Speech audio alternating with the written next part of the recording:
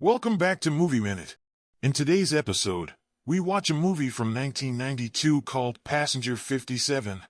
I hope you will enjoy, and if you like my work at least a little, feel free to subscribe to the channel and like the video. It would mean a lot to me. In order to evade the law, international terrorist Charles Rain, Bruce Payne, is about to undergo plastic surgery.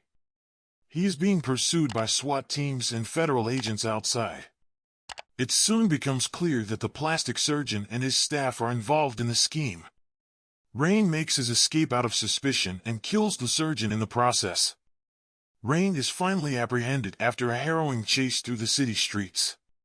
John Cutter, Wesley Snipes, a former police officer, has taken a job training flight attendants and security personnel on how to deal with dangerous situations, including terrorists, haunted by the robbery in which his wife was shot and killed. His student at this particular session is flight attendant Marty Slayton, Alex Datcher. Cutter sees an old friend, played by Tom Sizemore, Sly Delvecchio, who is there with a job offer, vice president of Atlantic International Airlines, a major airline's anti-terrorism unit. Cutter initially resists, but Delvecchio and the president of the airline, Bruce Greenwood, are successful in persuading him during lunch.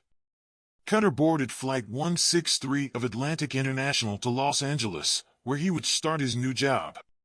Marty happens to be one of the flight attendants on this flight by chance. Rain, who is currently being held by the FBI, is also on board and is traveling to Los Angeles to stand trial for his previous terrorist acts. Several of Rain's people are posing as passengers and cabin crew on the plane. Cutter happens to be the 57th passenger when Marty conducts a head count after boarding.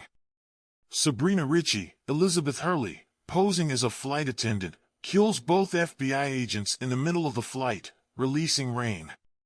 The dead officers' weapons are taken from them by a number of additional henchmen, who also take the plane's passengers hostage. During the takeover, Cutter emerges from the restroom and defeats one of Rain's men. Cutter is made to feel responsible for the man's death when Rain responds by shooting and killing one of the passengers with a Beretta M9 pistol. Cutter and Marty manage to get away from the conflict by taking the elevator to the plane's lower deck. After a concise battle with one of Rain's men down there, Shaper starts a fuel dump which powers the TriStar Lockheed L-1011 to land at a low Louisiana runway. Cutter manages to get out of the plane, but another of Rain's men capture Marty. Cutter is swiftly apprehended by local sheriff's deputies on the runway. Chief Biggs, Ernie Lively, the local sheriff, has been contacted by Rain in the interim. In exchange for fuel and takeoff clearance, Rain promises to free half of the hostages. Chief Biggs directs the deputies to arrest Cutter when they present him to him. Rain and two of his men make their escape as the passengers are being released. Cutter defeats the sheriff's deputies, breaks free of his handcuffs, and rides a police motorcycle to pursue. Chief Biggs is enraged when a group of FBI agents, led by Robert Hooke's Dwight Henderson, reveal Cutter's true identity. Cutter kills one of the henchmen at a fair nearby and fights Rain just as police reinforcements arrive. Rain informs the FBI and police, even though he is back in custody, that his remaining team on the plane will begin the execution of the remaining hostages if he is not returned to the plane and given takeoff clearance. Cutter, Henderson, and Chief Biggs devise a strategy for FBI snipers to eliminate Rain as he boarded the plane. As Rain gets onto the plane with the FBI escort, Shaper provides the request to fire.